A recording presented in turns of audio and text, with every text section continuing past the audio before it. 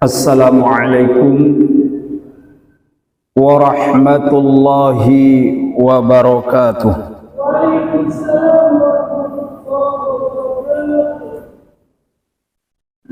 Alhamdulillahi rabbil alamin, wa bihi nasta'in ala umuri dunya waddin.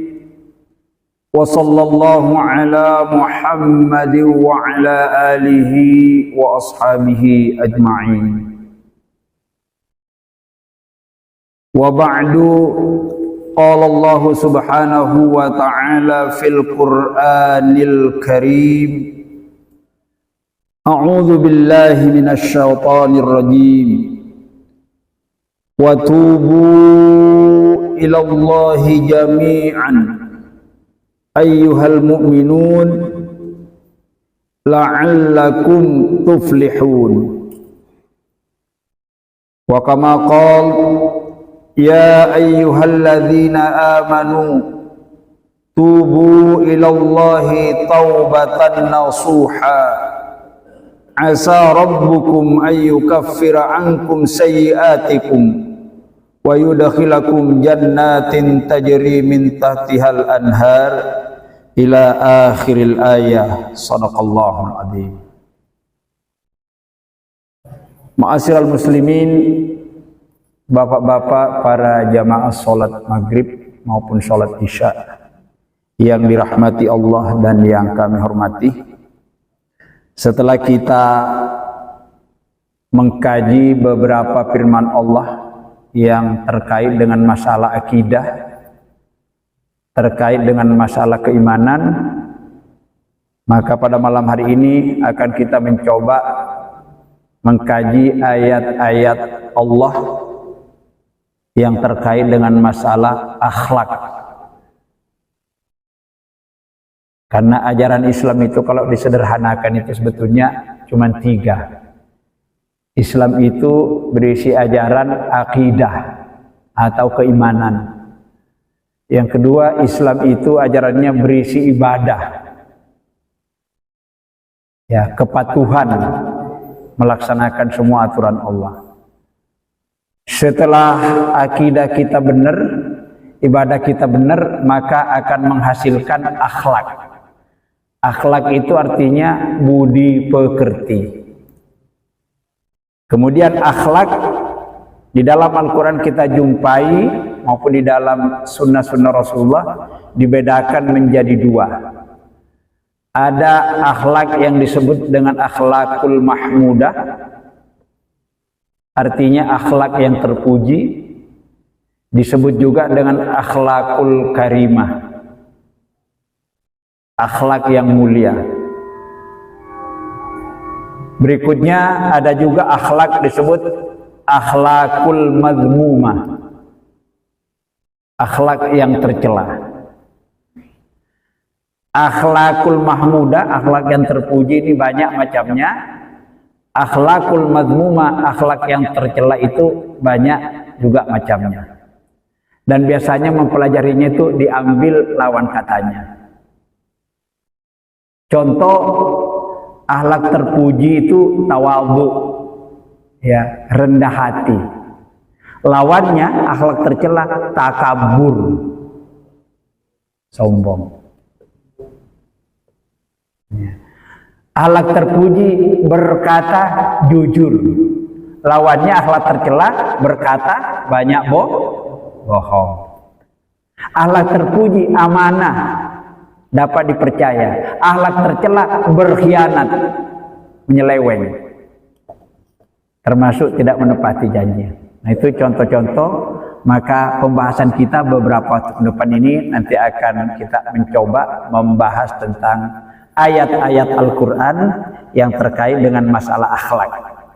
Nanti kita cocokkan setelah kita berakidah, beriman dengan baik, diiringi dengan ibadah yang benar juga, maka nanti akan kelihatan hasilnya di dalam akhlakul karimah yang dilakukan oleh para pelaku ibadah yang benar maupun yang memiliki akidah yang benar. Maka pada malam hari ini salah satu bahagian dari akhlakul karimah yang akan kita ungkap, sebagaimana ayat yang saya baca tadi ialah tentang ayat-ayat yang berkaitan dengan at-taubah atau at-taubah. Ya, ini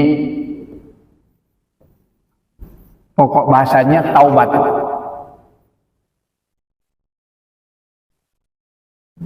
Kalau dikembangkan taubat iku nopo.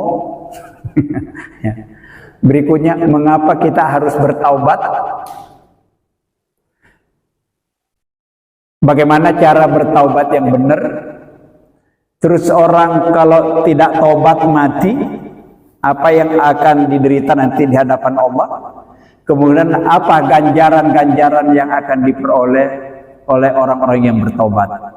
Berikutnya, bagaimana cara agar dosa-dosa yang kita lakukan, ya, kemudian kita cara bertaubat agar kita kembali ke jalan yang benar, menjadi manusia yang tidak punya salah dan dosa sebelum kita berangkat ke akhirat. Ini barangkali. Ya. Ayatnya tadi, ya ayyuhalladzina amanu. Kita tulis dulu.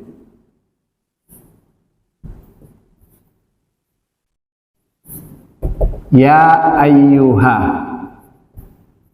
alladzina. Ya ayyuhalladzina amanu, orang beriman lagi yang dipanggil ini. Amanu, tubu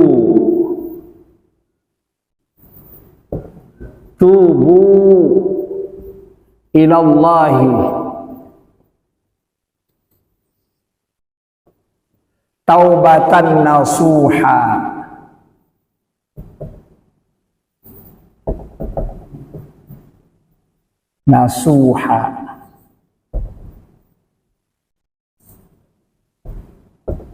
Sampai di sini dulu.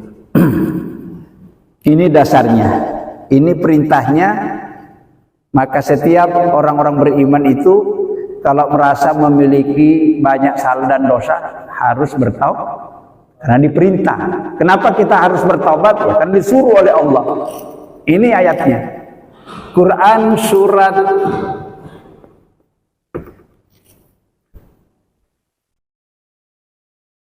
At-Tahrim ayat 8 ya. Surat ke-66 ayat 8. Kalau mau dibuka di Qur'annya. Kita lihat dulu. A'udzubillahi. Ya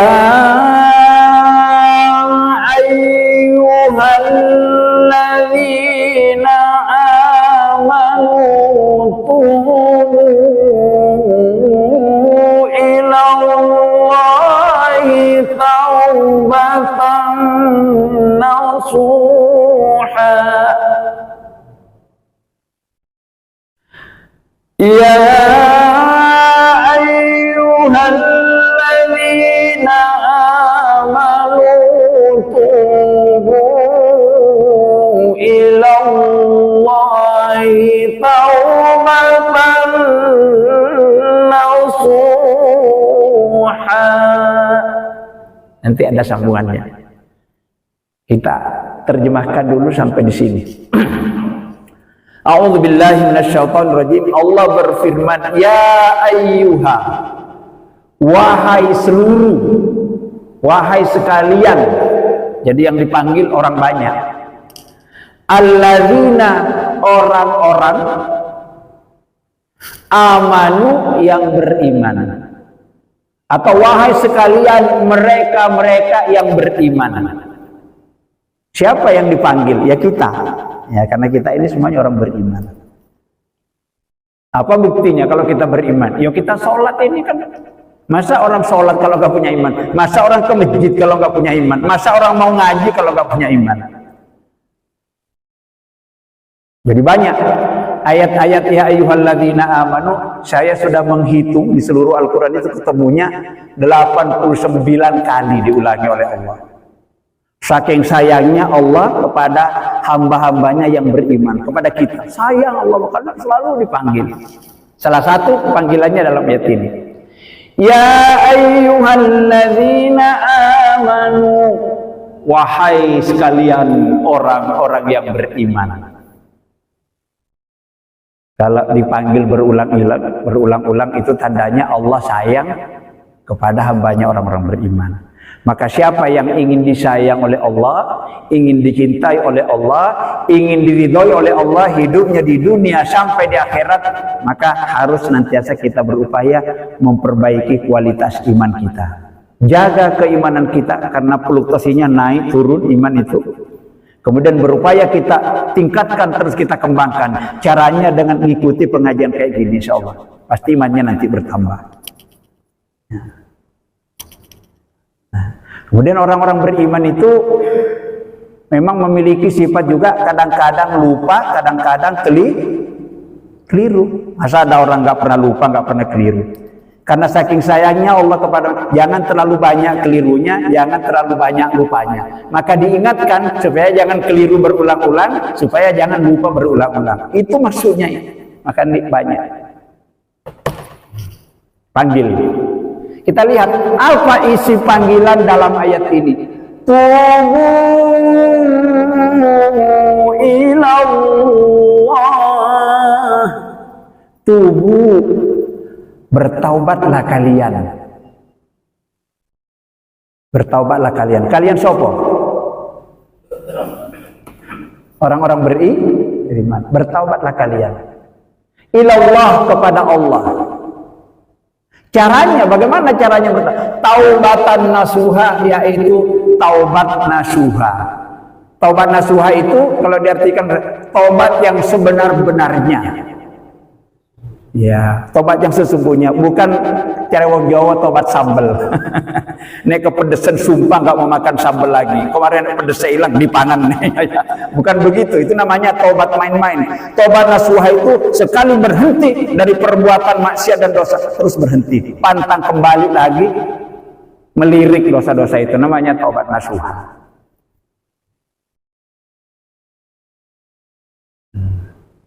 Jadi orang-orang beriman itu karena disayang oleh Allah, dicintai oleh Allah, maka diingatkan. Salah satu perintahnya disuruh bertaubat. Taubat itu biasanya satu rangkaian dengan istighfar. Ya, nanti ada ayatnya di dalam ayat yang lain. Wa anistaghfiru rabbakum tsumma tubu ilaih. Jadi istighfar itu dengan taubat itu selalu serangkai.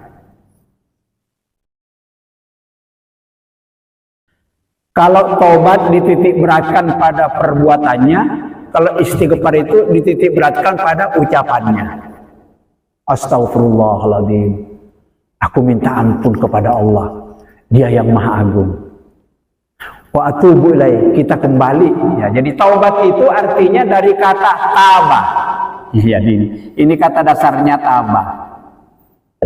Tabah bentuk keduanya yatubu. Terus bentuk ketiganya taubatan. Ya. Jadi tabah itu artinya kembali ke jalan yang benar setelah dia terpeleset, setelah dia menyimpang dari jalan yang sebenarnya. Kembali ke jalan yang benar setelah dia melanggar banyak ketentuan-ketentuan, aturan-aturan Allah banyak dilanggar. Ya. Kalau melanggar itu namanya apa? Ya. Ya.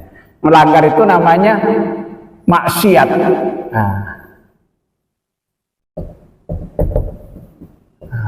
Maksiat itu berarti melanggar. Maksiat ini bisa diartikan berbuat dosa, bisa berartikan durhaka. Sinonimnya sama dengan fasik. Fasik. Fasik itu orang yang suka melanggar aturan Allah atau keluar dari ketentuan yang ditetapkan oleh Allah dan Rasul, itu menyimpan namanya fasik. Kalau fasik otomatis berarti dia bermaksiat, berdosa. Nah, orang yang banyak dosa itu dilarang mati sebelum bertaubat. Nah, ini yang harus kita lakukan. Kalau ditanya orang biasanya, sampean berani mati? Takut. Kenapa kok takut? Salah satu alasannya, dosaku saya wake katanya. Ya betul. Itu biasanya orang yang Jadi kalau orang mati, berani mati membawa dosa, yang tak selamat kita di sana nanti. Apalagi nih dosanya banyak, lebih banyak dosanya daripada pahalanya. Wow. Maka itu kita harus hitung-hitung terus ini. Kita hasibu ampusakum, apalagi ini akhir tahun ini ya. Diperintahkan oleh Allah untuk selalu menghitung dirinya. Saya sepanjang tahun ini, tahun 2003 ini, banyak pahala yang saya kerjakan, banyak dosa. Harus kita hitung. Kalau dihitung itu nanti kita ada upaya untuk memperbaiki. Kalau terus bekerja tanpa hitungan, kayak pedagang itu loh. Akhir tahun nggak tutup buku, berapa modalnya, berapa ruginya, ya repot itu. Kita juga orang hidup gitu. Karena kalau sampai kita pulang menghadap Allah nanti, lebih banyak dosa yang kita bawa ketimbang amal-amal kebaikan. Waduh. Seperti yang dijelaskan oleh Allah itu ya. Wa amma may ya'mal mithqala dzarratin ya. Surat apa itu ya? Surat Az-Zalzalah kalau tidak salah. Faman ya'mal mithqala dzarratin khairan yarah. Oh, bukan itu. Surat berikutnya. Surat Al-Qari'ah. Wa amma man faqulat mawazinuhu fahuwa fi 'ishatir radiyah. Nah itu.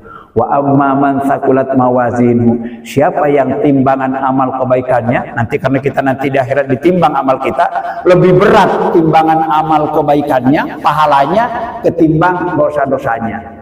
Fahuwa fi isyatir radiyah, maka dia akan hidup di dalam keridhaan Allah. Maksudnya masuk surga. Tapi kebalikannya, wa amma man khaffat mawazinu, adapun orang-orang yang ringan amal kebaikannya, artinya lebih banyak dosanya daripada amal baiknya, fa ummuhu hawiyah, maka tempat kembalinya pasti masuk neraka. Hawiyah itu salah satu bagian neraka, hawiyah namanya.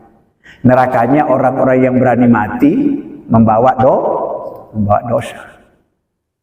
Jadi kalau bisa kita, mudah-mudahan, maka yang terbaik itu terus kita taubat. Neraka itu ada berapa banyak? Neraka itu ada berapa macam? Ada 8. Ya, surga juga ada 8 macam. Yang kita temukan ayat di Quran itu ya. Ya, surga yang paling tinggi, ibarat hotel itu kelas paling tinggi namanya surga Firdaus.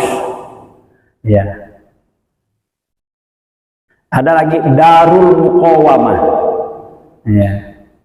Ada surga Naim, ada surga Aden, sama dengan neraka juga ada 8. Iya, ya. Tapi jangan berkata begini, kapo aku masuk di surga pinggiran, yang penting masuk surga, jangan masuk ke neraka. Jangan, kalau bisa itu kita di surga Firdaus. Ya, dibentukkan kepada 6 orang, sebagaimana dijelaskan dalam surat Al-Mu'minun ayat 1 sampai 11. Nanti dibaca di sana. Kalau kepingin masuk surga Firdaus, lakukan 6 perkara, sebagaimana yang terdapat di dalam surat Al-Mu'minun surat 23 ayat 1 sampai ayat 11. Pasti masuk surga Firdaus. Kembali sini. Taubat. Kira-kira yang disuruh bertaubat di sini siapa? Orang beriman yang bagaimana? Orang beriman yang bagaimana yang disuruh bertaubat? Orang yang punya salah, orang yang punya dosa. Tapi kira-kira kayak kita ini kan manusia awam namanya, orang biasa. Artinya kita ini bukan kiai, bukan ulama, bukan ini juga ya, cuman ya kita orang beriman aja. Nah, orang beriman itu juga tidak terlepas dari salah dan dosa. Jadi orang yang disuruh bertaubat kembali ke jalan Allah setelah kepleset, setelah terlanjur melakukan, kembali ke jalan yang benar, itu ya kita ini. Karena kita ini pasti ada salah dan dosa. Umpamanya saya ditanya, Pak Hai banyak dosanya? Oh, paling banyak. Paling banyak. Dosa itu kalau dibagi ada dua, Pak. Ada dosa yang kita lakukan berhubungan hanya dengan Allah. Ada dosa yang kita lakukan di samping berdosa kepada Allah, tapi juga berdosa kepada semua manusia. Contoh, Allah nyuruh kita sholat, nyuruh kita berpuasa, tidak kita lakukan, nggak ada hubungannya dengan manusia. Itu dosanya hanya kepada Allah. Allah melarang kita mencuri, dosanya dua. Jadi kalau larangan dilanggar itu dosanya dua. Kenapa? Pertama, melanggar larangan Allah, yang kedua merugikan orang lain. Jadi dosa larangan itu tobatnya lebih angel daripada ya. Kalau kita hanya berdosa kepada Allah itu ya sudah, minta ampun ya, tutupi dengan segala kebaikan, nanti itu ya, kita bertobat, baca istighfar, lakukan ibadah-ibadah sesuai dengan tuntunan, itu akan menghapus dosa kita. Tapi sing wangil itu dosa yang berkaitan dengan sesama manusia. Kadang-kadang minta ampun, Pak. Enggak ada maaf bagimu. Oh, gitu kejamnya manusia. Minta maaf, Pak. Enggak ada maaf bagimu. Kau itu wis kenemenan. Enggak tahu sakitnya tuh di sini. Wah, gitu biasanya manusia itu. Wangen. Tapi kira-kira dosa yang kita lakukan itu banyak dosa kepada Allah kita atau banyak dosa kepada sesama? Hah? Kepada sesama ya? Banyak, Pak. Diundang nggak datang, dosa nggak? Diundang nggak datang, dosa nggak, Pak? Diundang sunatan, ono mantenan diundang, atau diundang musyawarah, ada apa masih nggak datang, nggak memberitahu, nggak minta izin juga, dosa nggak? Dosa. Ada nggak orang yang sering diundang nggak datang? Ayo, dosa itu.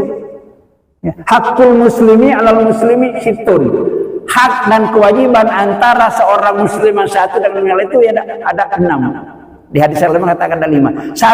Salah satu di antaranya, kalau diundang wajib datang. Kalau sakit wajib dibesu. Kalau dia meninggal, hantarkan jenazahnya sampai ke pemakaman kalau memungkinkan. Tapi kalau di sini ke Banyuwangi barangkali ya cukup sebagian saja, nggak usah semuanya ya.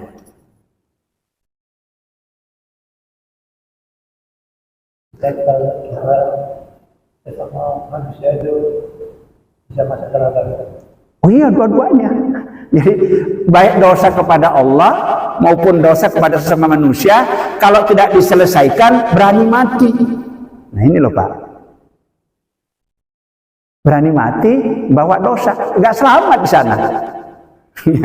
Ada beberapa hal ini yang jangan sampai kita mati nih. Pertama, orang yang berani mati sangunya belum mumpuni, nggak cukup bekalnya.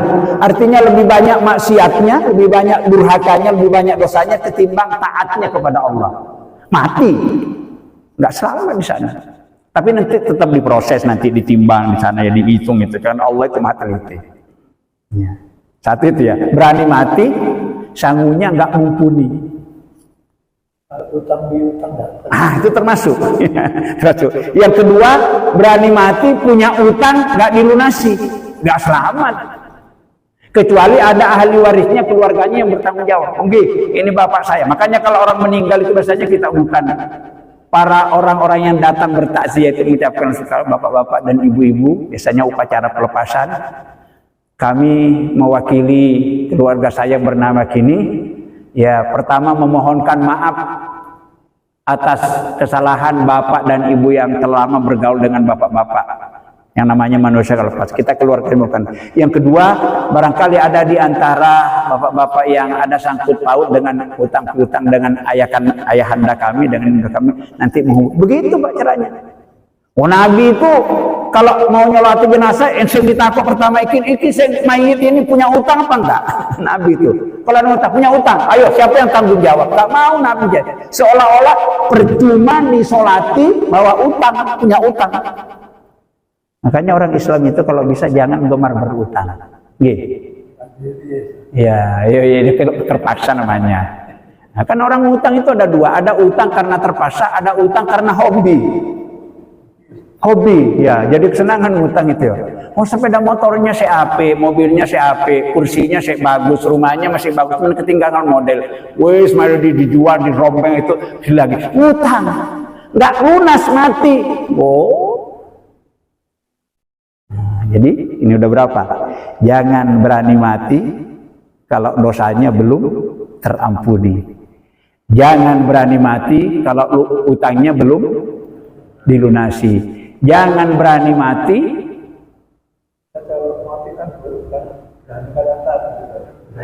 Iya, jangan berani mati kalau punya masalah dengan sesama muslim belum baikan. Silaturahmi terputus. Ya, tidak saling memaafkan. Maka jangan ditunda-tunda itu saling bermaafan. Menteh ini halal bihalal kapan sih? Berapa bulan lagi? Paling bagus itu begitu kita merasa bersalah pada saudara kita, baik secara langsung mungkin karena dirasanya mungkin dipitnah cepat, Pak. Saya minta maaf pada sampean. Kemarin saya kepleset, ya, menyebut-nyebut nama sampean, saya gunjing, saya rasanya sampean, misalnya, saya minta maaf yang sebesar-besarnya. Ketok elek tapi, tapi ini nggak minta maaf nanti yo masalah. Jadi ini. Jangan berani mati kalau banyak dosa. Jangan berani mati kalau utang belum lunasi. Jangan berani mati kalau sanggup mumpuni. Jangan berani mati kalau ada masalah dengan sesama orang lain, tidak diselesaikan. Maka dalam Islam itu haram hukumnya orang bertolak belakang, tidak saling menyapa lebih dari 3 hari. Rasulullah menetapkan, la yahillu lirajulin muslimin ayyahjura akhahu fawqa 3 ayyam. Tidak halal, kata Rasulullah, bagi setiap orang beriman sesama muslim bertolak belakang dengan sesama saudaranya lebih dari 3 hari. Jadi ini 1 hari 2 hari saya halal. Kalau sudah hari yang keempat haram terus. Apalagi berbulan-bulan. Mati nggak bisa masuk surga. Ayo ingat-ingat. Ingat-ingat ini. Itu ya relasi namanya juga memang kita itu dengan dana itu. Ya itu ya. Ya memang. Makanya dipanggil terus, banyak ayatnya sampai 89 kali tadi itu dipanggil ya ayyuhalladzina. Karena iman kita itu Pak, koyok listrik itu, tegangannya kadang-kadang turun, kadang-kadang naik. Kita rasakan sendiri gitu. Kadang-kadang mau ke masjid cuman hujan rintik-rintik saja, gerimis suka ke masjid.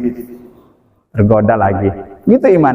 Kadang-kadang tadi dari rumah berangkat, nanti saya sampai di masjid mau ngisi kotak infak di sini, nggak diisi kotak infaknya, dibelikan pulsa malah. Iman itu berubah-berubah begitu. Itu kalau nggak dilawan. Maka bagaimana caranya supaya iman itu terus naik? Kata Rasulullah, al-imanu yazidu wa yanqus. Iman seseorang itu keadaannya kadang-kadang bertambah, kadang-kadang berkurang. Kalau di masjid lagi ngaji kayak gini, oh, subhanallah, masya Allah, lagi di masjid. Nanti keluar dari masjid kadang-kadang tergoda. Sandalnya orang yang baik diambil. Kalau dia ke masjid bawa sandal jil, ini sudah berubah imannya. Berubah. Yazidu, kadang-kadang iman itu bertambah, wa yanqusu, kadang-kadang berkurang. Terus kata Nabi, yazidu bitta'ah. Kalau ingin imannya, ingin terus bertambah naik terus itu bitta'ah, harus banyak melakukan ketaatan, terutama hal-hal yang berkaitan dengan amalan sunnah, Pak. Ya sunnah ya, sunnah berzikir, berdoa, puasa Senin itu, bersedekah, itu yang sunnah itu. Yang wajib itu sudah nggak bisa ditawar-tawar, itu pokoknya nggak dilakukan dosa. Jadi kita itu beruntungnya pada amalan sunnah. Sunat wudu, kita kan jarang-jarang gini ya. Wudu langsung sholat sunat wudu, masuk di masjid, kata Nabi jangan duduk sebelum tahiyat masjid. Ya, paling bagus itu kita sudah di masjid kita azan jadi sempurna. Tapi kalau sudah azan baru wudu, wudunya udah cepat-cepat ke masjid juga mana bisa. Banyak yang ketinggalan, sholat wudu nggak bisa, sholat tahiyat masjid nggak bisa, langsung di qomat. Kadang-kadang habis qomat pun nggak wiridan, langsung pulang. Ada nggak orang kayak gini? Ada. Lah itu tidak bisa meningkat imannya kalau gitu. Amalan sunnah. Yazidu bitta'ah. Iman seseorang itu akan terus berkembang kalau dia melakukan banyak ketaatan, terutama yang berkaitan dengan amalan-amalan ibadah yang sunnah. Wa yanqusu bil ma'siyati. Iman orang itu, seseorang itu akan terus terjun bebas meluncur karena banyak melakukan kemaksiatan, banyak melakukan perbuatan dosa. Makanya kalau kita mencari teman itu juga, ya apalagi usaha-usaha kayak kita, carilah teman-teman yang kira-kira bisa mengajak kita mendekatkan kepada Allah. Wong sudah tua, umurnya sudah apa sih bicara bisnis, kasihkan kepada yang kecil ya. Mau kemana?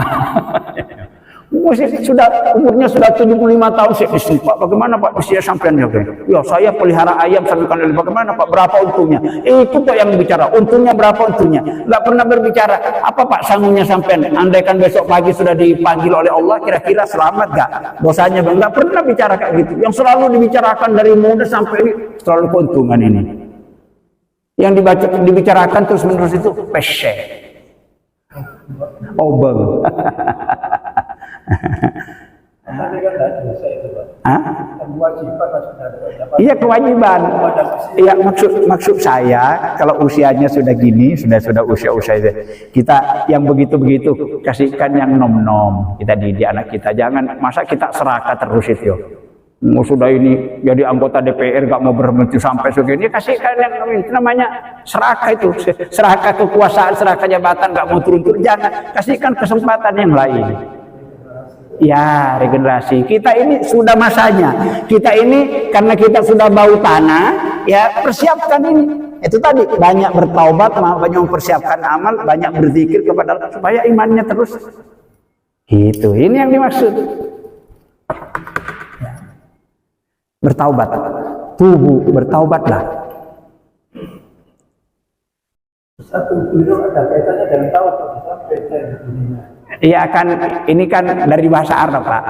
Tabah, ini kalau kita belajar kaidah bahasa Arab, tabah ini namanya kata kerja, fi'il madhi bentuk lampau. Ya, kalau ya tubuh bentuk sekarang dan akan datang.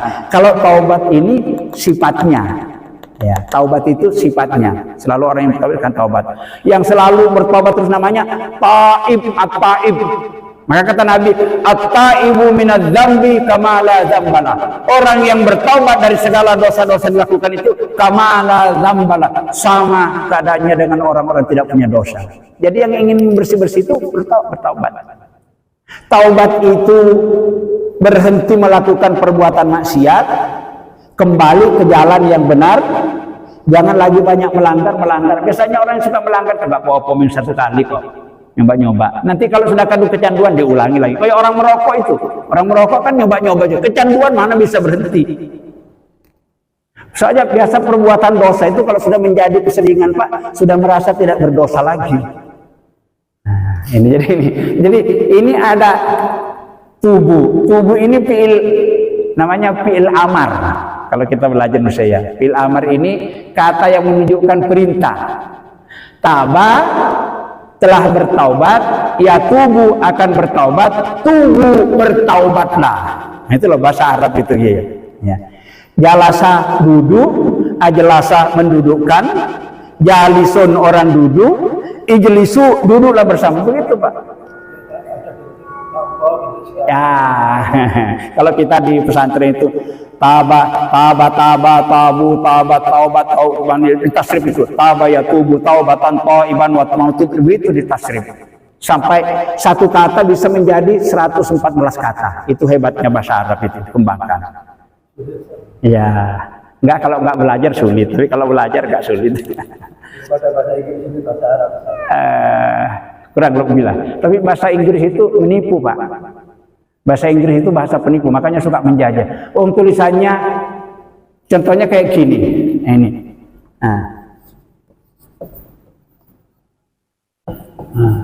Ini apa bacanya? Ini kan bacanya ilope yow.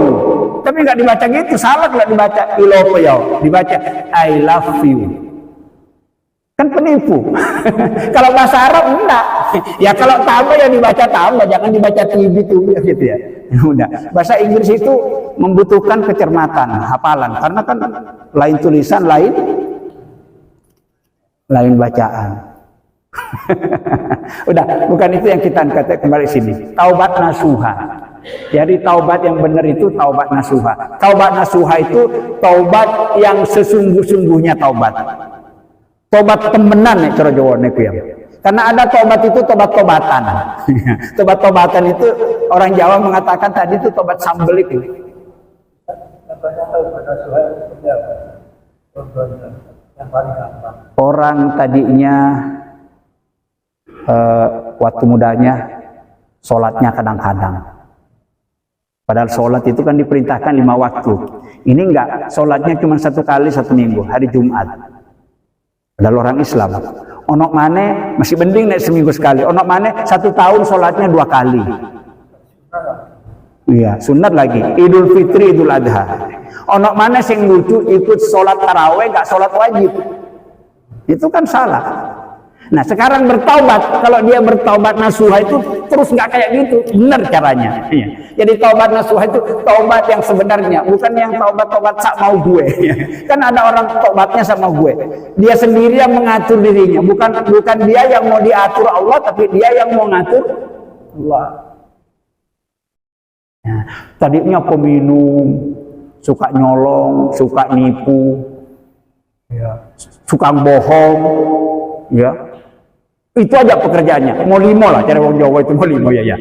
Kemudian dia sadar ya, mungkin mendapat petunjuk dari Allah, ini sebentar lagi saya mati. Kalau bukan sekarang saya kembali ke jalan benar kapan lagi. Berhenti semua dari perbuatan itu namanya taubat nasuha. Tapi kalau masih campur-campur, kan ada orang, wayai sholat ikut sholat, tapi kalau diajak nyolong mau juga. Ya, ini taubat apa namanya? Ya, ketemu sama orang yang baik, akunya baik, tapi ketemu sama orang yang jelek, nah kami juga ini kelompok gitu, munafik namanya. Ya. Monggo ya, seperti itu. Jadi taubat nasuha ini taubat yang sesungguhnya. Taubat yang sebenar-benarnya taubat, bukan taubat-taubatan atau taubat yang palsu. Ya. Ini kita lanjutkan ayatnya. Asa rabbukum an yukaffira ankum sayyi'atikum. Ini orang yang bertaubat dengan taubat nasuha itu apa janji Allah? Asa rabbukum an yukaffira ankum. Ya. Semoga Allah, kalau Allah mengatakan semoga itu pasti. Allah, semoga. Kalau kita semoga itu harapan, tapi kalau Allah mengatakan semoga itu menunjukkan pasti. Asa rabbukum ayyukaffira ankum sayyi'atikum. Semoga Tuhanmu, semoga Allah ayyukaffira ankum akan menghapus sayyi'atikum segala dosa-dosamu. Jadi kalau orang bertaubat dengan taubat nasuha, janji Allah akan dihapus. Akhirnya kembali menjadi ya, at-taibu minadz-dzambi kama la dzambala. Orang yang sudah bertaubat dari segala dosa-dosanya itu akan putih kembali bersih seperti orang yang tidak punya dosa. Seperti bayi yang baru lahir kandungan ibunya. Dan ini taubat ini merupakan salah satu bentuk kasih sayang Allah. Bagaimana andaikan kita bermaksiat terus-terusan terus kita bertaubat kepada Allah, taubat kita tidak diterima. Bagaimana? Tapi enggak. Allah itu luar biasa. Maha penyayang, maha pengampun. Andaikan dijelaskan dalam suatu hadis, andaikan ada anak Adam ini, manusia ini, berbuat dosa saking banyaknya dosanya, sampai mentok langit saking banyaknya. Tapi dia betul-betul bertaubat dengan taubat nasuha, sadar akan dia akan menemukan Allah, pasti akan tetap mengampuni dosanya. Saking luasnya rahmat dan kasih sayang Allah. Tapi jangan cuma rahmatnya, ingat juga azabnya Allah, ya. Ya, kutukannya, laknatnya juga sangat keras dan sangat pedih kepada orang-orang yang mempermain-mainkan aturannya tadi itu. Ya, baik. Satu, orang yang bertaubat dosanya akan diampuni. Wa yudkhilkum jannatin tajri min tahtihal anhar. Ini yang kedua, orang-orang yang bertaubat dari segala dosanya, kata Allah, wa yudkhilkum, engkau sekalian akan dimasukkan kemana? Jannatin, kepada beberapa surga. Bukan cuma satu surga, karena Bapak tadi bertanya ada berapa surga, ada 8 surga di Quran. Bebas nanti mau pilihan atau pilihan, akan dimasukkan ke beberapa surga. Orang taubat. Jadi jangan putus asa. Ya.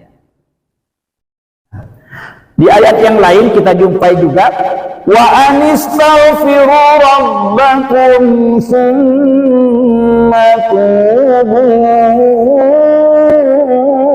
ilaihi wa anistaghfiru rabbakum, hendaklah kalian orang-orang beriman senantiasa minta ampun kepada Tuhan kalian. Minta ampun itu kita membaca kalimat istighfar. Sebagaimana embah manusia yang pertama, Adam dan Hawa kan di sorga. Ada perintah Allah wala taqrabu hadhihi syajarata fatakuna minadh dhalimin, surat Al-Baqarah itu ya. Adam, silakan kamu tinggal di sorga selama-lamanya. Silakan nikmati apa saja yang ada di sorga. Cuman satu aturan Allah, jangan kamu melanggar aturan Allah yang satu, jangan mendekati pohon khuld ini. Ya. Nabi Adam sama istrinya enggak tahan. Memang manusia itu kalau enggak tahan repot ya. Jadi hawa nafsunya, pikirannya terkalahkan dengan hawa nafsu. Kita ini kan punya hawa nafsu, punya pikiran. Biasanya mana yang banyak terkalahkan? Hawa nafsunya yang banyak terkalahkan apa pikirannya biasanya? Banyak hawa nafsu. Nafsu birahi, nafsu makan, nafsu ingin memiliki, nafsu belanja, nafsu ingin berpuasa, nggak bisa dikendalikan. Nafsu ini. Maka kalau akal sudah dikuasai oleh hawa nafsu, tapi kalau akal masih bisa, baik manusia itu. Baik. Lah Adam itu, ya ini mbahnya manusia pertama, nggak tahan, disuruh jangan memakan buah khuldi, dia diam. Dimakan. Satu kali berbuat dosa, akhirnya dideportasi ke dunia ini, turun dia dari sorga. Satu kali. Nah, kalau saya dengan sampean udah berapa kali berbuat dosa. Tapi jangan putus asa.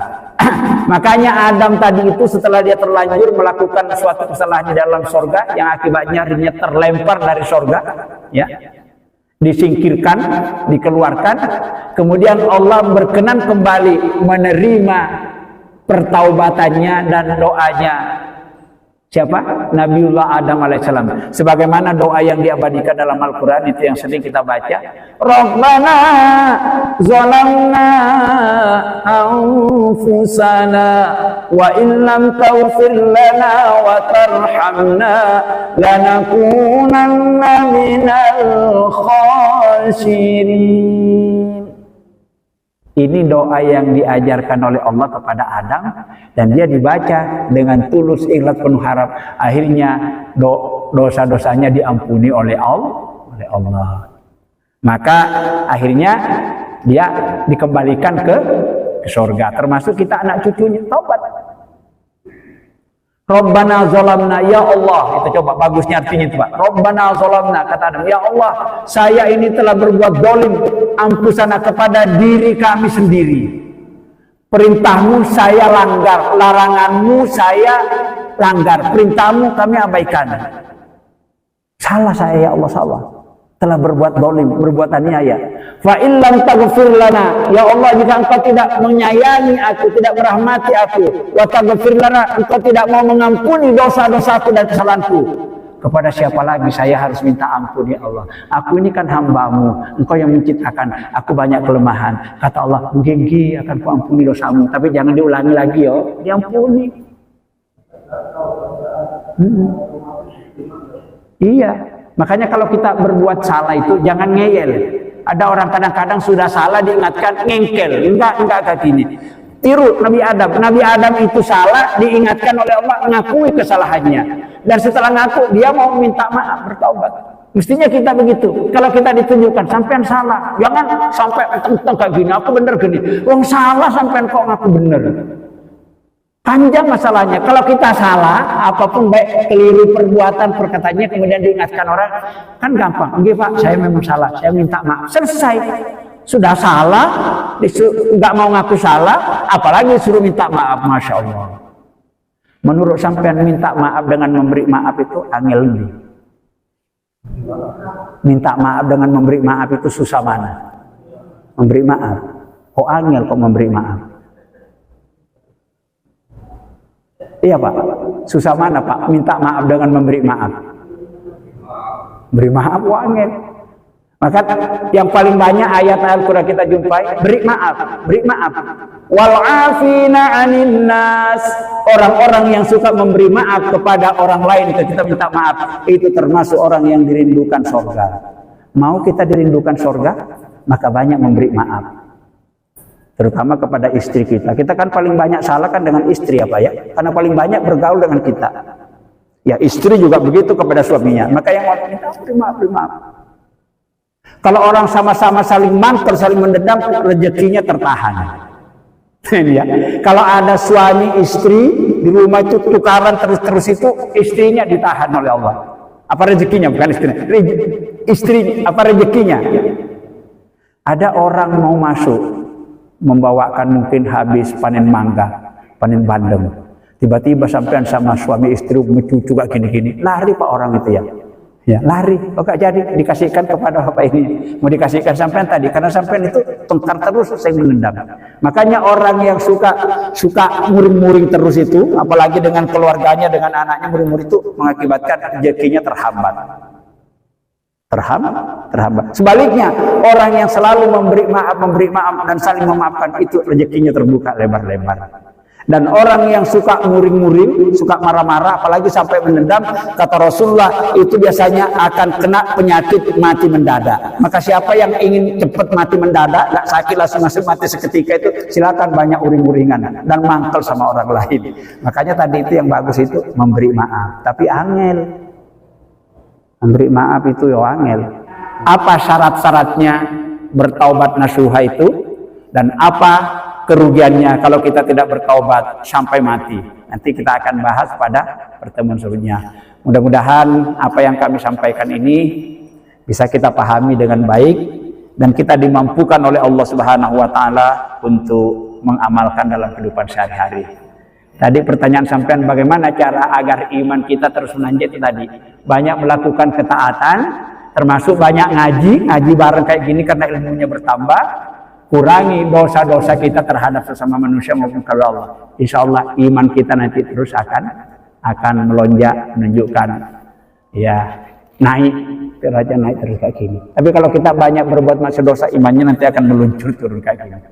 Demikian kira-kira pembahasan kita tentang surat At-Tahrim, surat ke-66 ayat 8 yang tadi dirangkaikan dengan ayat surat Hud ayat 8 juga. Terima kasih atas perhatian dan kebersamaan Bapak-bapak semuanya. Mohon maaf bila ada hal-hal yang kurang. Hanya kepada Allah kita senantiasa berharap pahala dan ridhonya, serta selalu minta ampun akan segala kesalahan dan kekurangan kita. Kita akhiri bersama-sama dengan membaca doa kifaratul majlis. Bismillahirrahmanirrahim. Subhanakallahumma wa bihamdika asyhadu an la ilaha illa anta astaghfiruka wa atubu ilaik. Assalamualaikum warahmatullahi wabarakatuh.